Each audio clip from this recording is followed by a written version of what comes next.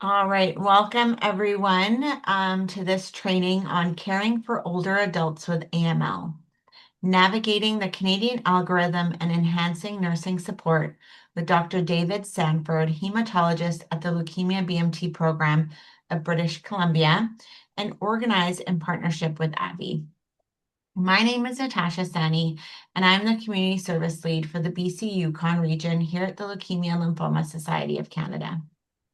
Since there are many of you in the audience, we invite you to type your questions and comments in the question box of your Zoom webinar panel throughout the presentation.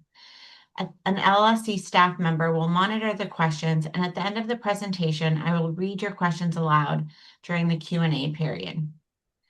Today's training will be recorded, and you can listen to it again on our continuing education platform. Before we begin our main presentation, I want to take a moment to share our mission and highlight some resources that might be helpful for you and the patients and caregivers you're supporting. Next slide, please. At the LLSC, our mission is to cure blood cancers and improve the quality of life of those touched by blood cancer and their families. We listen attentively and with compassion to the challenges faced and support by pointing individuals to information specific to their type of blood cancer or treatment. We help them get organized to manage and take charge of their care and help in identifying services that would be beneficial. You can visit bloodcancers.ca to find the contact information of the community service lead in your area. Next slide, please. We also offer a continuing education program that you can join free of charge. As healthcare professionals, you can register to one or more trainings that you can do at your own pace and receive an electronic certificate of participation. These trainings are all offered by experts, and we currently have over 1,000 healthcare professionals using the platform, and there are over 40 trainings available.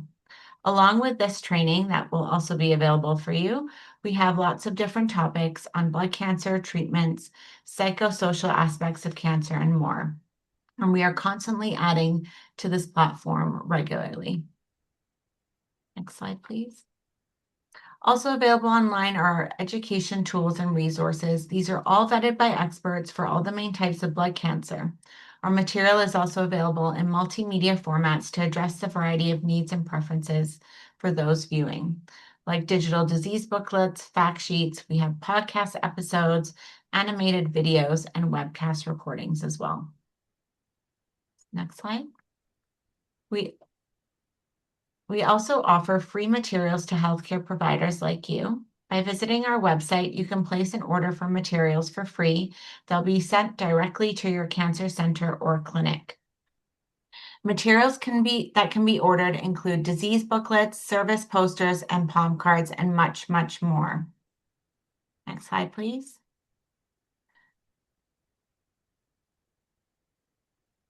Another priority for us at the LLSC is emotional and practical support. We offer programs that can help the blood cancer community connect. For example, our peer support program, where people can connect one-on-one with a peer volunteer, and our virtual support groups, which are held across the country. To learn more about these programs, please visit www.bloodcancers.ca or reach out to a community service lead in your region for more details. Next slide, please. Now it is time to introduce our speaker today, Dr. David Sanford. Dr. Sanford is a hematologist and joined the Leukemia BMT program of BC in September 2015. He has interest in clinical research in acute myeloid leukemia, including the development of targeted therapies and the role of minimal residual disease in guiding treatment. Over to you, Dr. Sanford. Thanks. Thank you, Natasha, for the introduction, and thank you so much for having me here to speak today. I'm really looking forward to it. And so the title of my talk is Caring for Older Adults with AML, Navigating the Canadian Algorithm and Enhancing Nursing Support. And these are my objectives. I want to describe the Canadian algorithm and application to older adults to identify key clinical and geriatric factors influencing treatment decisions in patients older than 60, to recognize the role of nurses in monitoring, managing, and educating patients undergoing AML treatment, and to try to apply evidence-based strategies to support symptom management, infection prevention, and psychosocial care, and also to talk about how we can collaborate effectively with interdisciplinary teams to advocate for individualized age-appropriate care. I'm going to try to do my best with some of these objectives, but if you feel like there's something I haven't covered or you want to talk about later on during the discussion, please don't hesitate to put up a question or comment in the chat. So I'm going to start off with, well, what is AML, or acute myeloid leukemia? And really, this is a disease that's characterized by an abnormal proliferation of myeloblasts within the blood and bone marrow. What we see here is a picture on the left of a normal bone marrow. And here, usually in the bone marrow, we see kind of orderly progression of the development of mature blood cells. Here we can see a megakaryocyte, or a myeloid precursor for platelet cells. We see some precursors to red blood cells, and then also some neutrophil or granulocyte precursors. In the picture on the right, we can see this infiltration of abnormal leukemia cells, or blast cells, these big, ugly-looking cells with large nucleus are kind of taking over the bone marrow. And typically, historically, the diagnosis of AML has been based on a pathologist counting up the number of cells under the microscope in the blood or the bone marrow. And if there's more than 20% of blasts, then it's typically defined as AML if they're of a myeloid lineage. The typical number of blasts people have in a normal bone marrow is less than 5%. And so some patients may have more than 5%, but less than 20% blasts. And typically these cases have been classified as myelodysplastic syndrome, or MDS. How do patients present with AML? Well, typically related to the proliferation of the leukemia cells within the bone marrow, crowding out the space for our normal hematopoiesis. We typically see patients presenting with symptoms of bone marrow failure. This can be related to symptoms of anemia, and often patients can report symptoms like fatigue, dyspnea, headaches. These are all relatively nonspecific. Patients can have symptoms of neutropenia with recurrent infection, unusual infections, or unexplained fever, or symptoms related to thrombocytopenia or low platelet count with bruising or petechiae and abnormal bleeding. Some patients can end up with end organ complications related to AML as part of their presentation, and this could be related to symptoms like bone pain. Some patients can develop what's called leukostasis, which is where the circulating leukemia cells can cause leakage within the capillaries, and this can often lead to ischemia and end organ compromise. Often this affects organs like the lungs, the eyes, and the neurologic system. And sometimes, although we think of leukemia as being kind of a liquid tumor, we can also see a solid component where the organs are infiltrated. And this is a picture on the right is showing kind of a classic example of gum infiltration that we see often in leukemia patients. I want to talk a little bit about like the diagnosis of AML, and I mentioned that and classification of AML because I think it's important in understanding the disease and how we treat it, and also to understand that there's quite a difference in prognosis depending on some of the disease characteristics for different patients.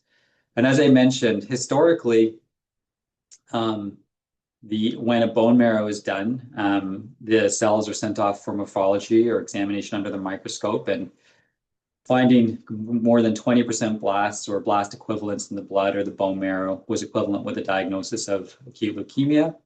There's two main forms of acute leukemia that we think about: ALL, or acute lymphoblastic leukemia, and acute myeloid leukemia. In patients who have acute myeloid leukemia, flow cytometry is essential in characterizing that the blast cells are of a myeloid lineage. And so This is run through a machine, flow cytometer, to identify certain myeloid markers on the surface of the blast cells, things like CD13, CD33, to differentiate it from other forms of acute leukemia. This diagnosis has become a little bit more complex in recent times.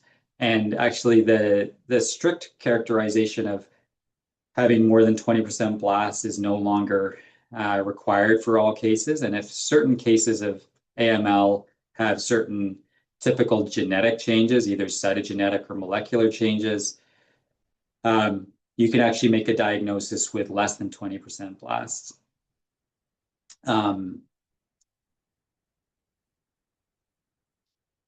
And the classification system for AML is quite complicated. And although we call the disease a kind of a broad diagnosis of AML, there's really kind of, when I think about it, it's really kind of a number of different types of blood cancers kind of all put into the same category. And there's two separate classification systems that we typically use. One is called the WHO or WHO 2022 classification system. And around the same time, there was a separate group that created their own classification system, the ICC or International Consensus Classification 2022, which are similar systems. And I don't want to go through the systems in too much detail, but I just want to point out that, when patients with AML have their disease classified, it's really on the basis primarily of the genetic changes within the leukemia cells. Now, this can be the cytogenetic changes or where we see chromosomal rearrangements or translocations, or it can be mutations in single genes such as NPM1 or CBP alpha. In patients that don't have a genetic mutation that's class defining, some patients are put into a category of AML with myelodysplasia related changes or secondary AML. These are cytogenetic and genetic changes that we often think of as occurring in patients who have AML that are evolving from prior MDS or prior myelodysplastic syndrome. This tends to be a higher risk group of patients. And then in patients that don't have any specific genetic change, these patients are still sometimes classified by differentiation. So what do the cells appear as kind of most likely or most similar to based on kind of their normal counterparts? So AML cells that are most similar to, say, a monocyte are called like acute monocytic leukemia or red cell acute erythroid leukemia, et cetera. I'll just move through this. In terms of the epidemiology of AML, we know based on SEER data in the US that the incidence is about 4 cases per 100,000. And this is similar to what we've found when we've looked at the incidence in BC. And it's estimated that for a population of BC, we probably see over 200 cases per year. AML accounts for about 1.3% of all cancer diagnoses, and it's one of the most common forms of leukemia in adults. It's more common that it affects older patients, which is relevant to today's talk, and the median age at the time of diagnosis is around age 68.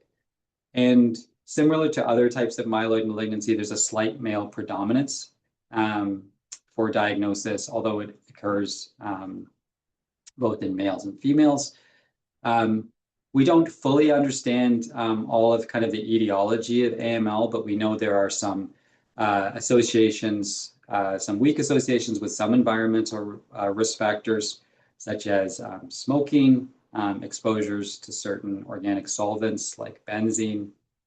And we also know that there are a proportion of patients who have germline or heritable forms of AML, probably estimated around 5 to 10% in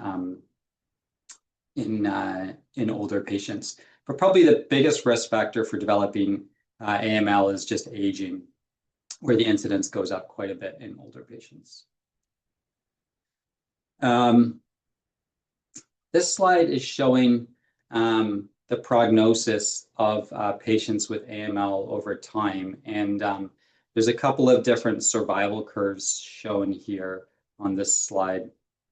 And the slides on the right come from the MRC AML trial group. And this is kind of a famous UK-based clinical trial group that reported on the outcomes of their patients who were treated primarily with intensive forms of chemotherapy from kind of the 1970s up until the early 2000s.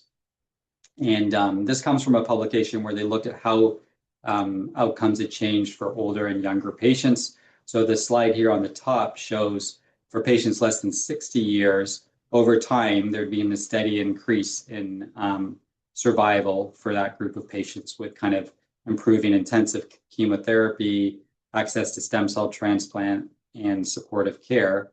Whereas for patients who were over 60 or older, you hadn't seen that same improvement in outcomes. And this is important because AML is really, predominantly affecting older patients. And we know that 2/3 of cases of AML or in BC would be diagnosed in patients over 60 years. When we've looked at that outcomes for older patients in BC recently, we also found that in a kind of an older area between 2010 and 2016, that outcomes were still relatively poor for older patients. What's shown here in the survival curve on the right is outcomes for patients who received intensive chemotherapy, shown in the green curve, azacitidine treatment shown on the blue curve, low-dose cytarabine shown on the dark blue curve, and best supportive care shown in the red curve. We can see that for patients treated with chemotherapy, the median overall survival is still less than 1 year for these over 60 patients. And interestingly, the majority of patients in this cohort actually received best supportive care, so didn't receive any chemotherapy treatment during this era.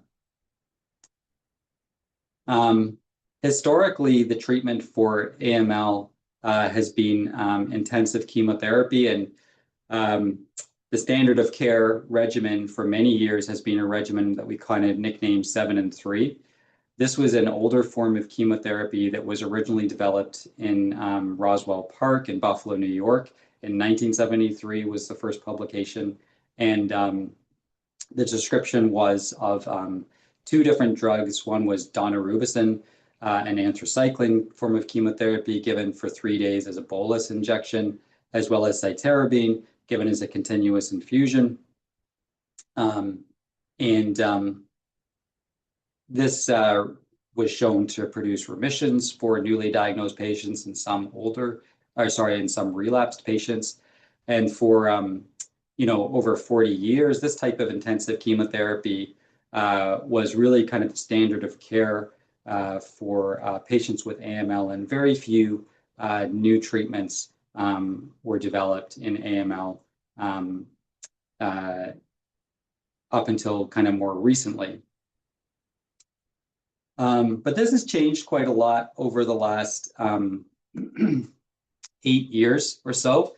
And since 2017, there's been a number of new drug approvals for patients with AML in the US and in Canada. And this slide is kind of showing all of the new drug approvals for patients with AML since 2017. It started off with, in green, I'm showing drugs that were approved by Health Canada and then went on to receive public reimbursement through the provinces. The red kind of drugs are ones that actually got Health Canada approval but then didn't go on to receive reimbursement. But this started in 2017 with a drug called midostaurin, which inhibits a molecule called FLT3. And FLT3 mutations are seen about 30% of cases of AML. A second FLT3 inhibitor was approved with gilteritinib in the relapsed refractory setting in January 2020. And we also saw approval of gemtuzumab as targeting CD33 in 2020. Venetoclax was approved along with azacitidine in December 2020 for older patients and unfit patients with newly diagnosed AML. Oral azacitidine was approved for maintenance therapy in 2021, as well as CPX in July 2021, which is a liposomal form of the 7-3 drug that I mentioned that's been approved for patients who have secondary AML arising from prior MDS or therapy-related AML. More recently, this year, we've also seen the approval of a couple of new drugs for patients with AML. One is ivosidenib, again, for patients who are older with newly diagnosed AML, and this drug targets IDH1 mutated AML, as well as another FLT3 inhibitor was recently approved in the frontline setting with a drug called quizartinib. So over this time, we're starting to see kind of improvement in outcomes and a number of more treatment options for our patients. And this has made treatment a little bit more complicated than it used to be. And this is showing the provisional funding algorithm from the Canadian Drug Agency for patients with for AML patients and adults. And this was recently published on the Canadian Drug Agency website this year, and kind of outlines, I think, nicely kind of the role of all of the different drugs. So for patients with newly diagnosed AML, the first kind of decision point often is to consider, well, are patients eligible to receive intensive chemotherapy, or are they not eligible to receive intensive chemotherapy? For patients who receive intensive chemotherapy, usually they still often receive a combination of anthracycline and cytarabine, similar to that 7-3 type of chemotherapy that I mentioned earlier. For patients that have FLT3 mutation, they would be eligible to receive midostaurin or quizartinib. In addition to that, to target this FLT3 mutated AML. For patients that express CD33 and fit into a favorable or sometimes intermediate risk category, they would be eligible to also receive gemtuzumab as chemotherapy during induction and consolidation chemotherapy. For patients who have this secondary form of AML or therapy-related AML, they would be able to receive the CPX 351 or so-called liposomal daunorubicin and cytarabine combination. And during maintenance, there's some potential options with quizartinib or oral azacitidine maintenance. For patients who fit into an intermediate or high risk category, often those patients are undergoing an allogeneic transplant in first remission. Usually patients that fit into kind of a favorable risk category are thought to have a lower risk of relapse, wouldn't be offered transplant in first remission. In the relapsed refractory setting, generally patients would receive kind of multi-agent chemotherapy, similar to kind of the 7-3 regimen that I mentioned. And the other option in this setting would be a drug called gilteritinib, which targets FLT3 mutations. For patients that aren't eligible for intensive chemotherapy, the two main options would be a combination of azacitidine and venetoclax, or for patients that have an IDH1 mutation, azacitidine and ivosidenib.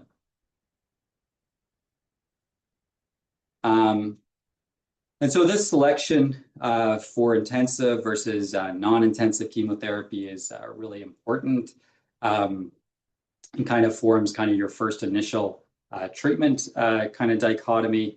And, we have a number of kind of effective treatments that are non-intensive now, as I mentioned, with the azacitidine and venetoclax combination. And so we may have patients who are older and but still fit and would be potentially eligible perhaps for either this non-intensive regimen or kind of more intensive chemotherapy, which makes the decision a little bit harder. And so how do we try to determine fitness for AML intensive induction or intensive chemotherapy. I don't think this is necessarily standardized across all centers, or there's no kind of exact set of criteria that people will use. But some of the main factors that people will consider are age is still, I think, important. Age is obviously not the only thing that would predict outcome, but as people get older, they may become more frail or accumulate some comorbidities, making people less likely to tolerate intensive chemotherapy.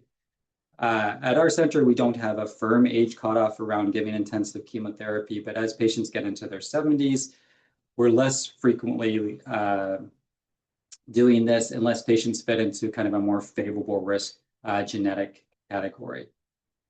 Other factors would be things like performance status, and often here we're using ECOG. We know that patients who have ECOG 3 or higher are less likely to tolerate intensive chemotherapy based on prior studies. If patients have significant comorbidities, so if they have significant heart disease, renal or hepatic disease, they may not be able to adequately metabolize the chemotherapy, or may be more predisposed to kind of toxicity and related to complications. And we're also looking at factors such as frailty, and perhaps for selected patients, considering geriatric assessment, which would include kind of more extensive frailty testing with physical testing, cognitive testing, and assessment of polypharmacy and social support. This is challenging to do in the frontline setting when patients are starting induction chemotherapy, because it really requires a geriatrician, and often you have a limited amount of time to make that decision in the upfront setting. It's also important to consider other aspects of the patient's support systems, like the caregiver support, the patient's social function, mental health, as well as the patient's preferences and what their kind of quality of life expectations are for the treatment. And the other thing to consider is disease biology is also really important when considering the treatment. Intensive chemotherapy tends to work quite well for patients who fit into more favorable kind of genetic risk, and some other selected categories, whereas adverse risk genetics tend to respond less well to intensive chemotherapy. And so non-intensive approaches may be more appropriate in some patients that fit into this category.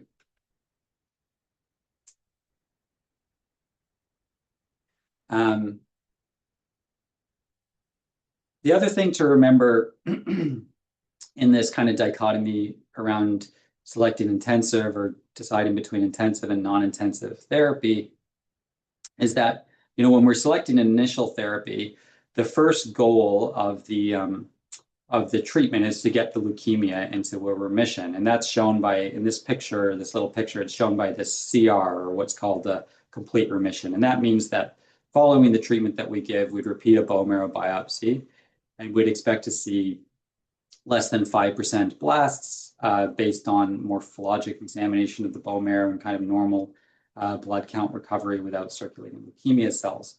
And that's the goal for both non-intensive and intensive chemotherapy.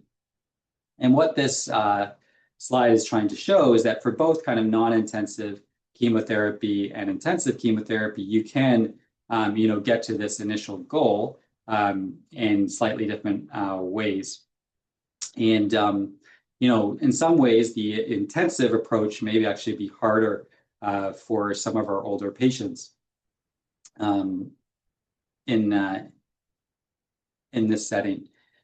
When people have looked at, well, what's the outcome between, or what's the difference in terms of outcomes for older patients with non-intensive and intensive approaches, when people have looked at this retrospectively or in cohorts of patients who have not been kind of randomly assigned to these treatments, people have compared regimens such as azacitidine and venetoclax, which is kind of a non-intensive regimen, versus CPX-351. And this is from a study that was presented at ASH a few years ago and then subsequently published. And this is showing the overall survival for this group of patients. And you can see here, these curves on the bottom are showing overall survival for patients who are older, over age 60, and didn't receive, didn't undergo a stem cell transplant. And basically, essentially, the survival is the same. Similarly, there was a group of patients that did undergo a stem cell transplant after these treatments. And again, you can see that survival is pretty similar, whether or not patients received azacitidine and venetoclax or kind of more intensive therapy, suggesting that perhaps other factors like stem cell transplant may actually be the more important predictor of what the longer term outcome is. The other interesting thing is that there's been a number of studies that are ongoing looking at comparing non-intensive approaches with azacitidine and venetoclax to kind of more intensive chemotherapy. And not just in older patients, but in younger patients.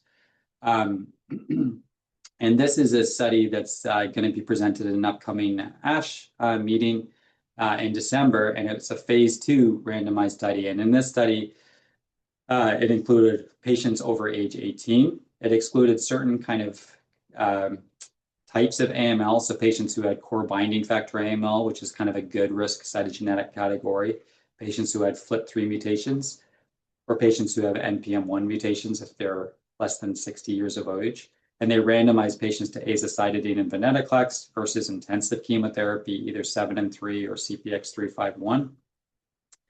And this study is just only reported as an abstract, but what they found so far is that in these younger patients, actually, they responded better in terms of the overall response rate to azacitidine and venetoclax compared to intensive chemotherapy. And the complete response rate was pretty similar. And actually, the primary endpoint for the study was event-free survival. So an event in the study, meaning failure to achieve remission, a death, or a relapse following remission, was actually higher in the non-intensive arm. So I think we'll see more of these studies being done, and some of this may change, I think, in the near future, how we even manage some subsets of younger patients with upfront chemotherapy. I also want to point out that eligibility for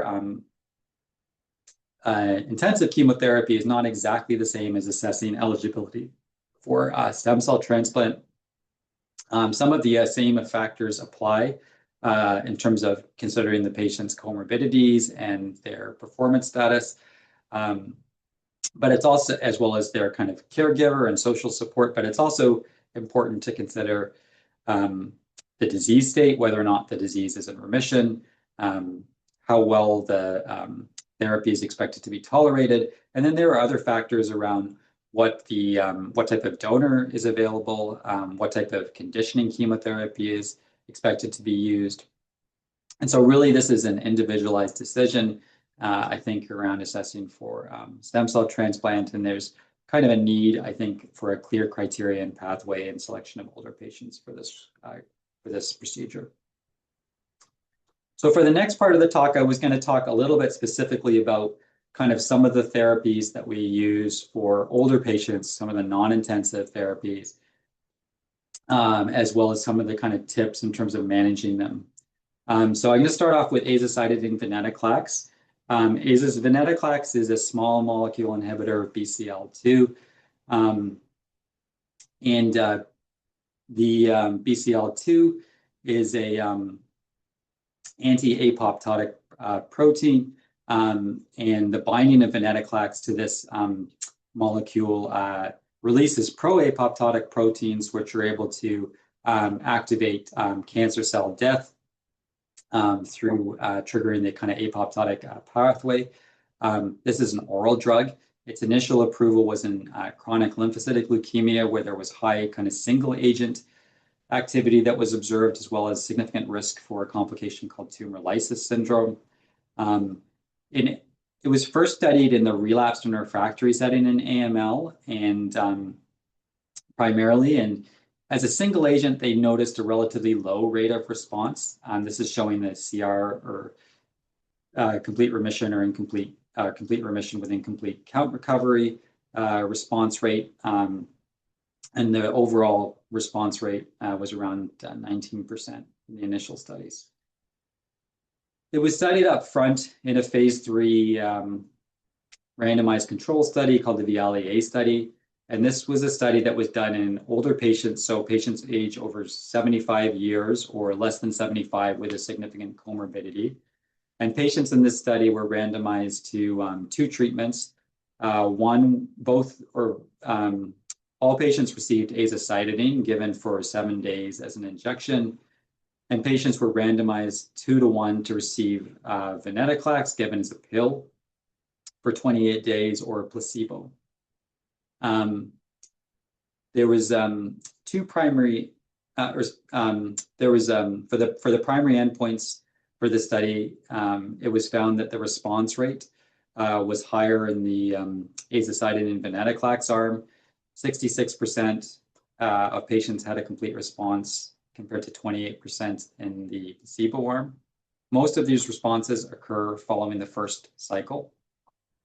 And the median overall survival, which is shown in the survival curve here on the left, was also longer in the azacitidine venetoclax arm, 14.7 months versus 9.6 months.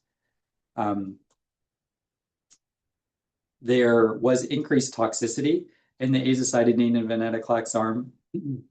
The big concern originally with the regimen was the risk of tumor lysis syndrome, but this was relatively rare in azacitidine and venetoclax.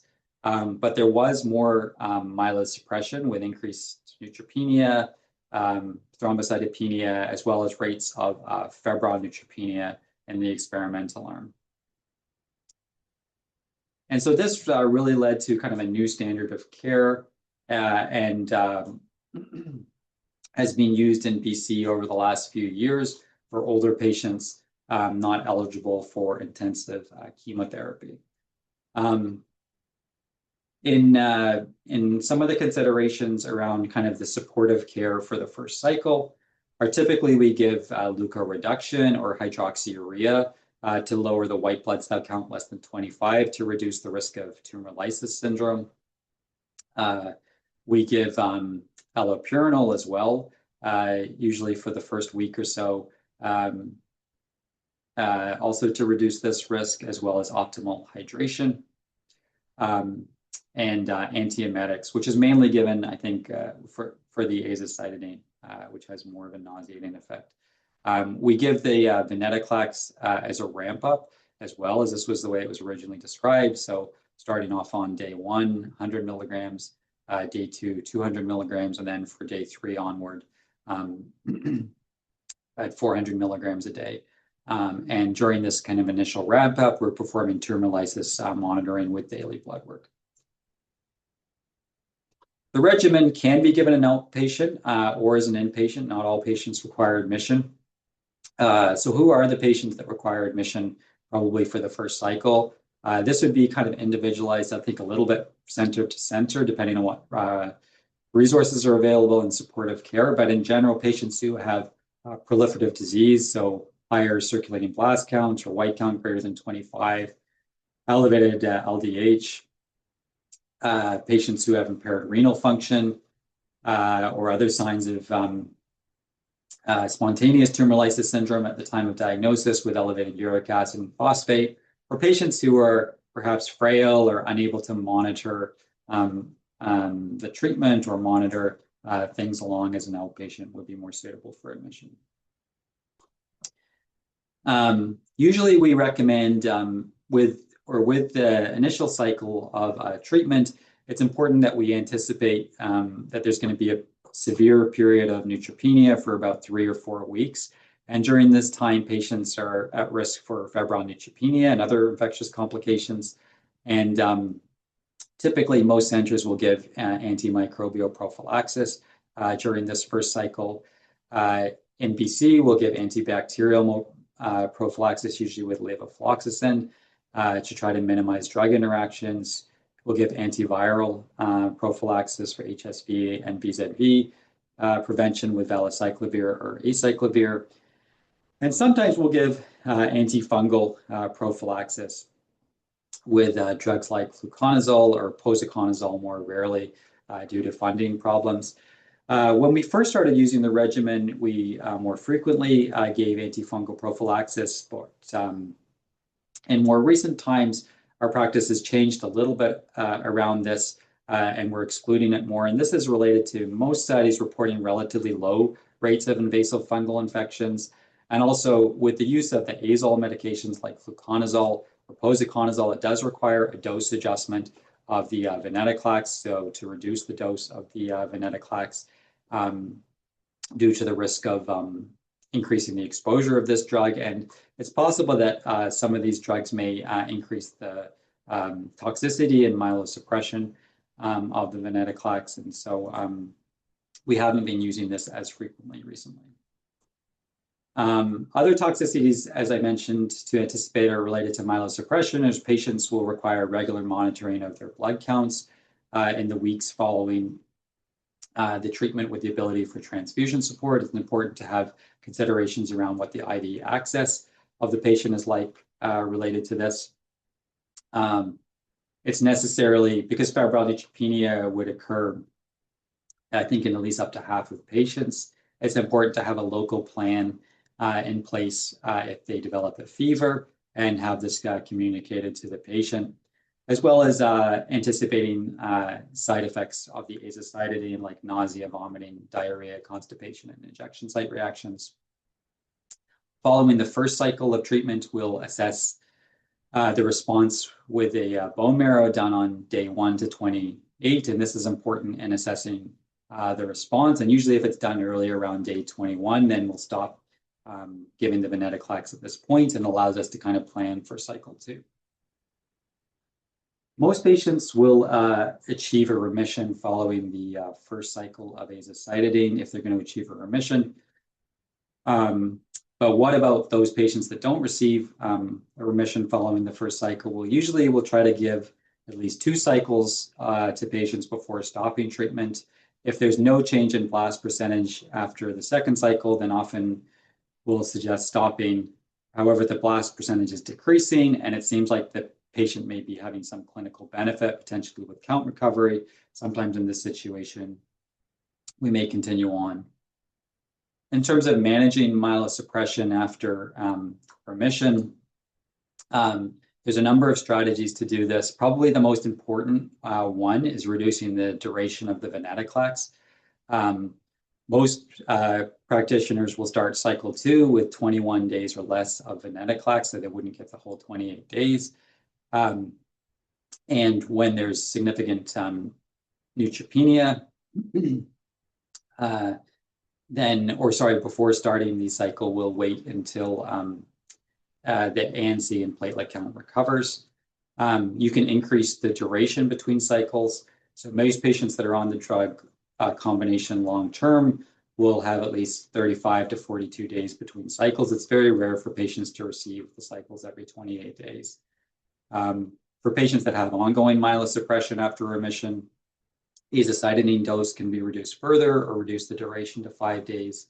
G-CSF can be given to hasten neutrophil count recovery. And in patients that have prolonged myelosuppression that doesn't recover as expected, these patients should be assessed with a bone marrow biopsy to assess disease. I won't spend too much on this time, but there's a number of retrospectives on this slide, but there's a number of retrospective studies that suggest there's not really a negative impact of any dose modifications. And in fact, patients in these retrospective studies who had dose modifications sometimes had even better outcomes in terms of survival than those that didn't. So I don't think you're doing any disservice to kind of reducing the dose or duration of these treatments. And also similar with G-CSF, there's been some post hoc or retrospective studies looking at G-CSF use for patients being treated with this regimen. And again, G-CSF use doesn't seem to have any negative impact on the overall survival, and patients are more likely to have less delays between cycles. So I was just going to go over a case of a patient treated with azacitidine and venetoclax. This is an 85-year-old woman, initially presented with fatigue and exertional dyspnea. This is her past medical history. These are initial lab counts. She had a bone marrow biopsy showing 30% blasts on the marrow aspirate, These are her mutations. She had a normal karyotype. She had significantly a mutation in a gene called IDH2. She started azacitidine venetoclax with a standard ramp up. She received tumor lysis prophylaxis and antimicrobial prophylaxis. Due to the interaction with fluconazole, she decreased the venetoclax to 200 milligrams on day 8. She didn't have any tumor lysis or infectious complications, and she achieved a remission at the end of the cycle. This is showing her blood counts, her neutrophil count in orange and her platelet count in blue, dropping down till about week 3 or 4, and then recovering after that. For cycle 2, she started on day 35. She had a decreased duration of 21 days of venetoclax for the second cycle. Again, you can see her counts kind of bottoming out between week 3 and 4, and then recovering after that. And then similarly, in terms of her pattern, for cycle 3 and beyond, the counts dropping down again around week 3 and 4 with the therapy, and then kind of slowly recovering after that. And she had her venetoclax duration shortened to 14 days for cycle 3. And then this patient, after 5 years, is still continuing on this treatment in remission, has received 36 cycles of therapy up front, but is receiving a much modified dose with just 5 days of venetoclax and 5 days of azacitidine, a reduced dose with around 6 to 8 weeks between cycles. So what was it about this patient that made them respond better? Well, we know that certain patients will have better responses with some genetic mutations like in IDH1 or NPM1, whereas other mutations such as mutations in TP53, FLT3, or NRAS or KRAS are associated with a worse outcome. And this is showing outcomes based on this genetic system shown here on the right, where there's a group of favorable patients shown on the green curve that have an overall survival of over 2 years, intermediate risk group with a median survival around 12 months, and then a higher risk group with a median survival of over just around 5 months. The other treatment that I'll quickly cover is the combination of the drug ivosidenib and azacitidine, which is expected to be available in Canada in many centers probably within the next year. IDH mutations occur in AML in about 20% of cases. There's 2 main IDH genes. There's IDH1 and IDH2. In IDH1, it's up to maybe 10% of patients. And these mutations are also found in other forms of cancer. And these mutations actually affect the kind of epigenetic structure of the DNA in the malignant cell and promote kind of this differentiation block within the leukemia cell. And so targeting this mutation can kind of undo this problem. And this treatment was studied in a large randomized study called the Agile study, where patients were randomized to receive azacitidine with this IDH1 inhibitor ivosidenib, which is an oral pill given daily, continuously, or a placebo and azacitidine. The study found that there was a higher rate of remission with the ivosidenib and azacitidine compared to the placebo arm. The primary endpoint for the study was event-free survival, which was longer in the experimental arm, as well as overall survival. And with long-term follow-up, the median overall survival in the azacitidine and ivosidenib arm was around 29 months compared to around 8 months in the placebo arm. Importantly, when they looked at the side effects with this regimen, they didn't really find a big difference in terms of the rate of febrile neutropenia, which contrasts a little bit with the study looking at azacitidine and venetoclax, where this did seem to be a higher risk problem. They didn't find that there was an increased risk in GI side effects, which is a concern around using azacitidine. They did notice that there's a syndrome called differentiation syndrome, where patients can have fevers, sometimes pulmonary infiltrates, weight gain, and other complications. And this occurred in around 14% of patients. And this is something to watch out for early on. And they didn't see any rates of tumor lysis syndrome. And so this is a good treatment option for patients who have AML with an IDH1 mutation and may have a slightly favorable side effect profile for this group of patients, as well as good kind of long-term survival data supporting its use. Just a couple more slides. I just wanted to talk a little bit about one slide just talking about the future of non-intensive chemotherapy. There's multiple promising kind of triplet combinations being developed using the backbone of azacitidine and venetoclax. And it's anticipated that these will probably further improve outcomes for our older patients, adding in drugs like menin inhibitors targeting these genetic mutations, FLT3 inhibitors, and IDH1 inhibitors. And I expect that probably the decision between intensive and non-intensive chemotherapy won't be so much based on age, but will be perhaps at some point based more on disease biology. What about patients that progress after non-intensive chemotherapy? Unfortunately, there still aren't really a lot of treatment options for this group of patients. For patients that have a FLT3 mutation, we can recheck to see if that is there or recheck to see if the FLT3 has been acquired. And these patients may be eligible for a FLT3 inhibitor called gilteritinib or a clinical trial if available. But most patients in this setting will probably be treated with best supportive care.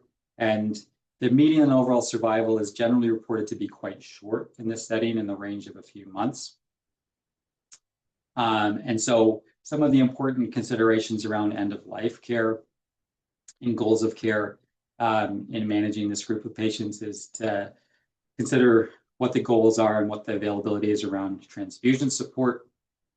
How can we manage fever in this group of patients and having a plan in place around that as a common complication? And what are the patient's preferences around hospitalization?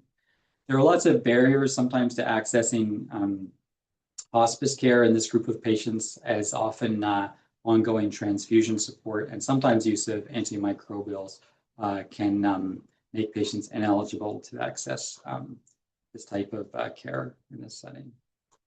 And finally, I just wanted to point out a few kind of important resources for this older group of patients. The Leukemia Lymphoma Society is mentioned.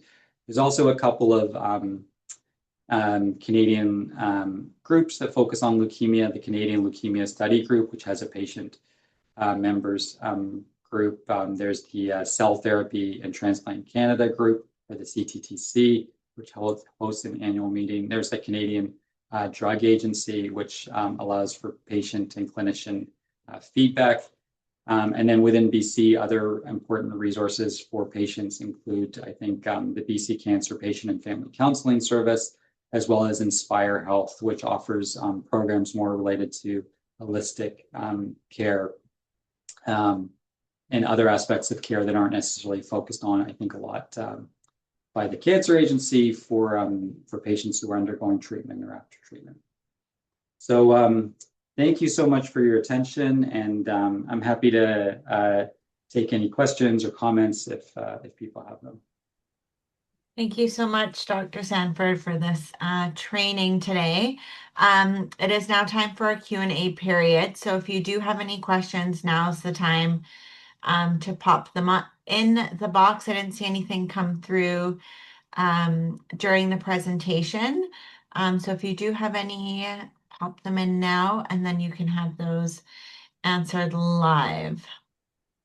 Dr. Sanford, if you wouldn't mind popping over one slide there for me. Oops, sorry. No worries. Okay, what I'll do is I'll advance through, and then if any questions pop up, we can do that at the end too. So next slide, please. So of course, this recording will be on our continuing education platform. So if you would like to review it and revisit it, please visit there. You'll find a lot of other topics as well, like blood cancers, caring for blood cancer community, inclusive care, nursing practice, treatments, and more. So again, that's bloodcancercontinuingeducation.ca. Free to register, free to participate, and you do receive that certificate of completion as well. This training will be up in the next little bit too. Next slide, please. We just also wanted to send out a big thank you to Avi, who helped to make this event possible as well. And then last slide there. Finally, I just want to remind everyone we are here for you and the community, so don't hesitate to order a tear pad for free or contact us if you need more information or support. We do have a couple of questions coming in, so I'm going to pause on my ending here and just pop those over to you, Dr. Sanford. So the first question comes in is, did I understand correctly that there is an oral form of AZA available? If so, who would be eligible for this? Is it consolidation only? And what is the efficacy of it in comparison to the SC injection? Thank you. The current form of azacitidine that's available is like oral azacitidine on your reg, and it's typically given as consolidation maintenance following intensive chemotherapy. So not used as much in the non-intensive setting. There's another drug, an oral form of decitabine, or the brand name of it's called Incavi, and that's used for MDS patients, but not really approved for AML. And there's a number of studies that are looking at like combinations with the oral decitabine drug and venetoclax in the frontline setting, as well as other forms of oral azacitidine in the frontline setting. But so far, those aren't approved. But some of the early kind of data looks promising. So we may see, in the future, more kind of all oral regimens being available. Thank you. And another question here. When do you typically involve palliative care, noting it's different than hospice transfer? Typically, for newly diagnosed patients, like receiving non-intensive therapy, we don't really think of that type of therapy as being curative. And so I would, for a kind of a recently diagnosed patient, I would consider involving palliative care if the patient was having symptoms related to the disease or treatment that were not easily managed, or if the patient was asking for earlier involvement in palliative care. And then also I would revisit it usually at the time of progression. So in patients that weren't responding to treatment or who were relapsing or progressing on treatment, that would usually be the other time point when I'd involve palliative care. Given that in most of those patients, we have a relatively short expected life expectancy, and they may become more symptomatic. And that's typically when I'd be in BC, when I'd be thinking about filling in palliative care benefit forms and involving home care services as well. Right. Thank you. I think that wraps up our questions. So I just wanted to make a note that a short survey will be sent out to all participants after this webcast, and we would really appreciate you taking a moment to fill it in. It helps guide us and make sure we're offering you the most valuable information in the future. Kelowna, there, you guys had a question? See a Hi, hand. no, this is Irma Gardner. I just want to say thank you, Dave, for this. Thank you so much for the time and very clear explanations, and it just helps to increase awareness. And we are seeing quite a fair number of patients here, and it's nice to see this expanding. And yeah, our nursing staff is absolutely key in helping us manage these patients. Obviously, Tiffany and I are few, and so we rely heavily on them, and it's very, very helpful, just this great overview. And thank you, Natasha and Abby, for helping us educate everybody and yeah, thanks for this. Yeah, thank you, Dr. Gardner. We're happy to do this for you guys. Thanks, Irma. Yeah. Awesome. All right, well, if there aren't any more questions, as mentioned, this will be available soon on the continuing education platform.